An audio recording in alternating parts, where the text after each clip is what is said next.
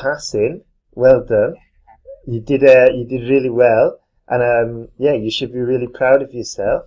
And yeah, and I was glad. I was over the moon when I got your email explaining everything. It was yeah, it was also a big success for myself as well. So well done, buddy.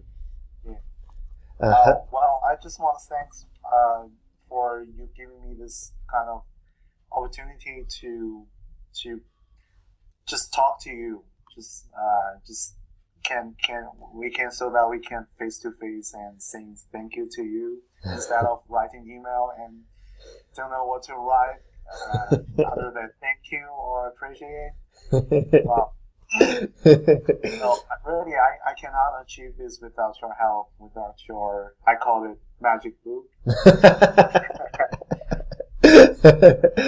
Yeah, well, no, I was really pleased. I was really pleased when I got it. Can I just ask you a couple of questions, please? Is that all right? Yeah, no problem. Okay. Go ahead.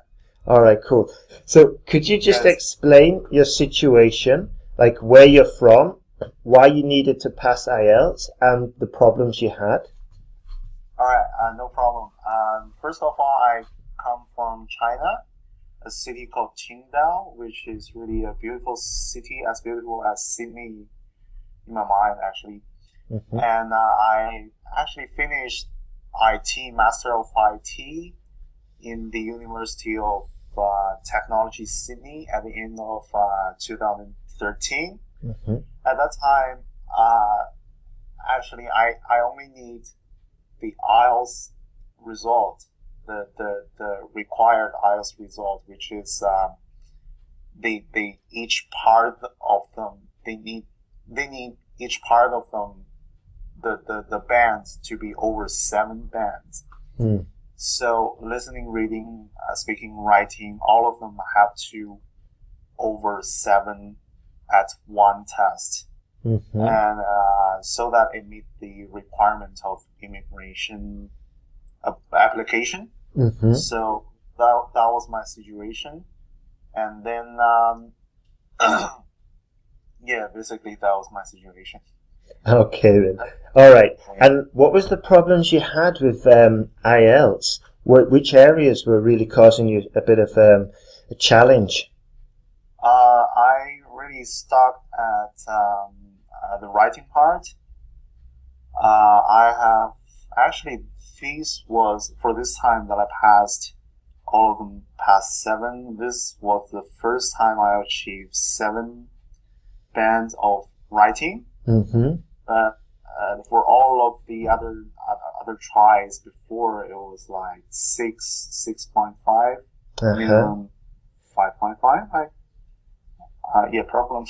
Well, I actually had really sad year since I start my first attempt on the 18th of January 2014, and then I took, believe it or not, 17 times. 17 times? Oh my word! And it's a shame. I actually paid for 20 times, but one time my boss called me, and I have a very important job for the first time, and the second time it was I missed the exam. I'm late. I was late. And third time is my daughter was born. Wow. 2 days before, so I just have to cancel that. So literally 17 times. Wow. And how much?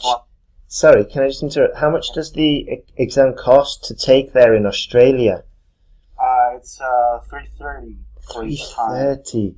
Oh my word! So it's 20 times. It's going to take $6,600.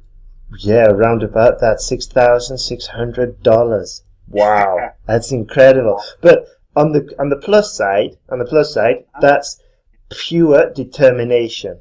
You know, that is absolute determination. So I commend you for doing that. You know, it just shows absolute resolve to taking the test, and absolute committed action to passing. So when you were writing the essays, what were the most problematic areas? What was causing you the most problems? The most problems would be at the beginning. It was the structure. Before I read your book, I took many other classes that specific designed for IELTS to pass IELTS 7 by.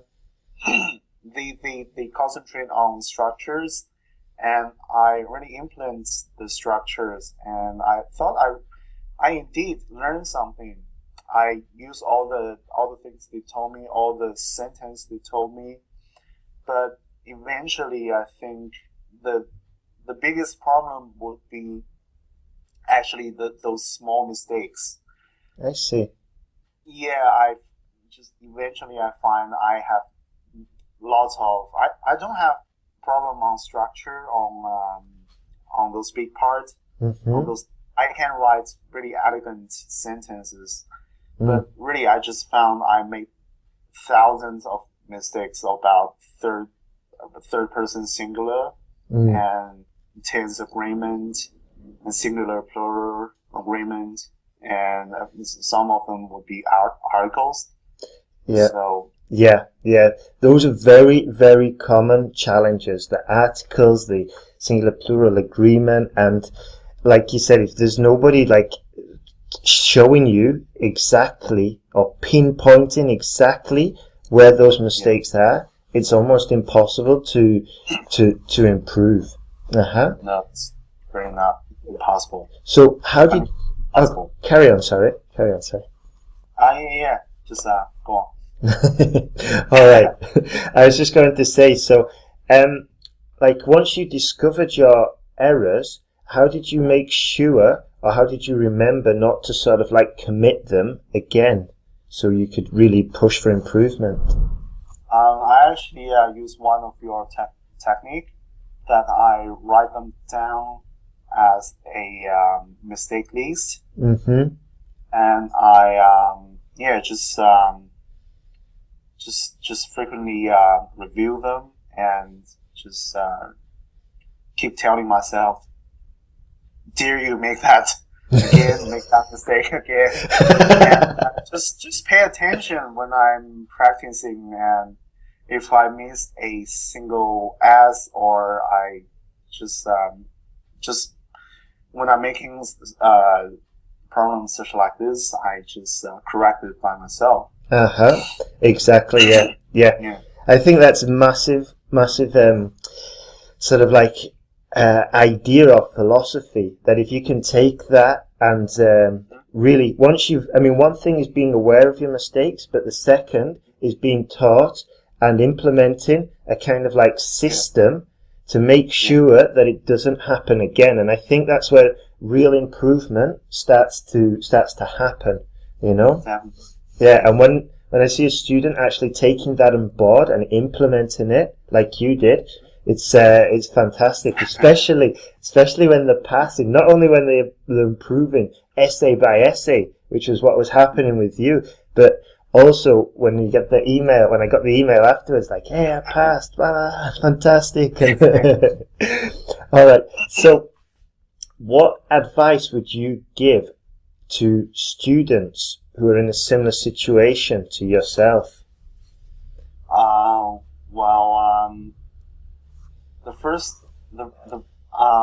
I think the first advice that I would give would be just not only practice every day, but use English every day.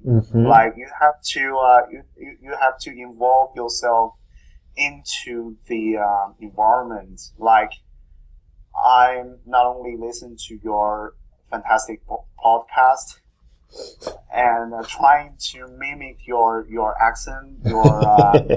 Obviously, I'm not that really good at mimicking your accent. Sorry about that. But also, I listen to and watch some of tutorials and podcasts that I'm really interested in. Mm-hmm. For example, I listen to some health podcasts and I watch those photography tutorials online. Ah, awesome. So they all brilliant English-speaking native speaker. So on the but I mean while I practicing my listening skills, I also trying to mimic and memorizing those words or those structure that they use and trying to use them next time. Awesome. Yeah. Awesome. That is fantastic, because if you do that, you're not only expanding your vocabulary, you're learning the vocabulary correctly in the correct context, and you're going to improve the speaking, the listening, and your grammar. I think personally that's one of the best ways you can actually learn a language, not just English, Spanish, or any language, in fact. Yeah. So, just going back to what were the scores for the speaking, writing, listening, and reading in the end? What did you get? You mean at the last time?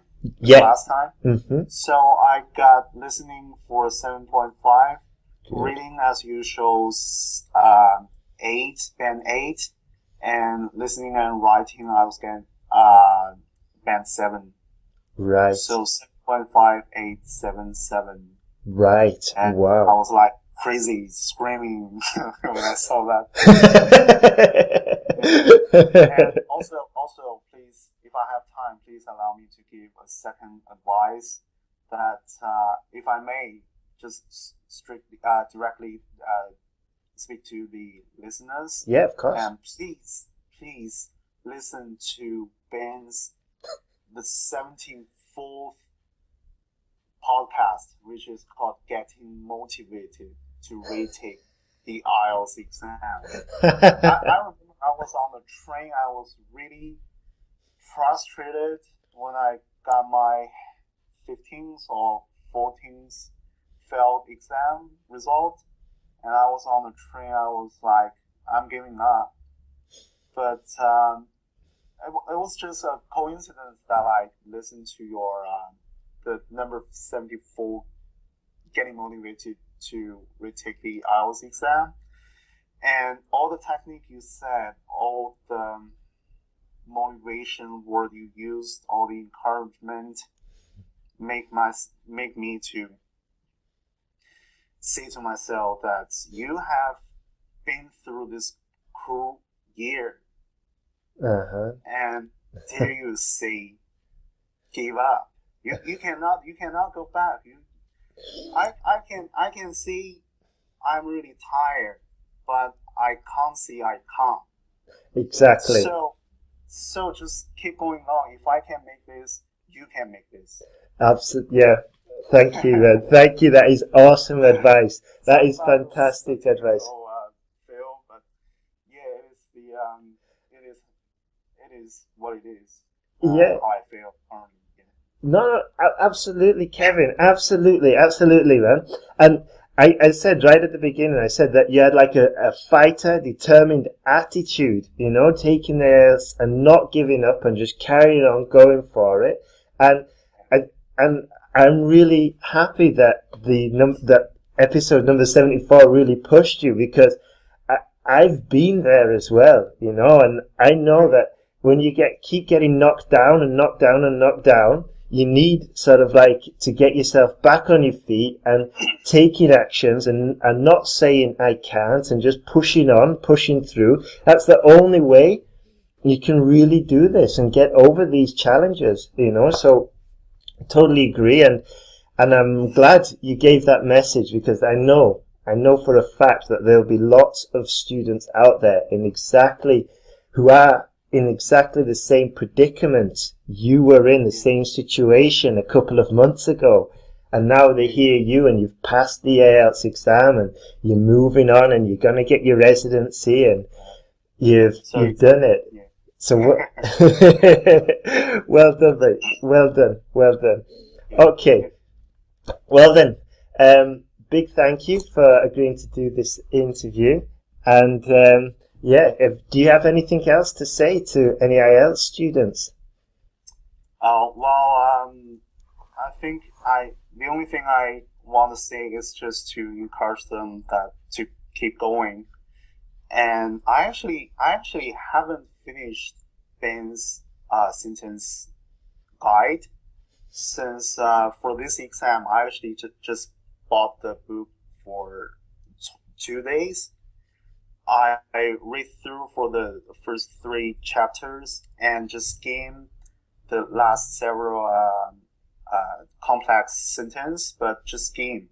Because I previously probably knew those sentences, so I haven't finished this. I just used his fantastic and structures implement into a exam, and then I made it. So keep believing. Just read the book and listen to Ben's podcast. So you will pass. You will pass. I challenge you. I failed for 16 times. I tested you. No, I'm not too. I'm not want to playing hard, but yeah, I believe everyone, as long as they want, they can. Exactly. Thank you, Ken. Awesome advice. I think on that fantastic note, we can finish the interview. So big thanks, Kevin. And just a word to all the listeners. You know, if you want to get the sentence guide, you could just go to IELTSPodcast.com /SG. And also, while you're on the internet, have a look at that podcast number 74. And it is possible. Kevin is a perfect example. He's worked hard and awesome student as well. So all the best.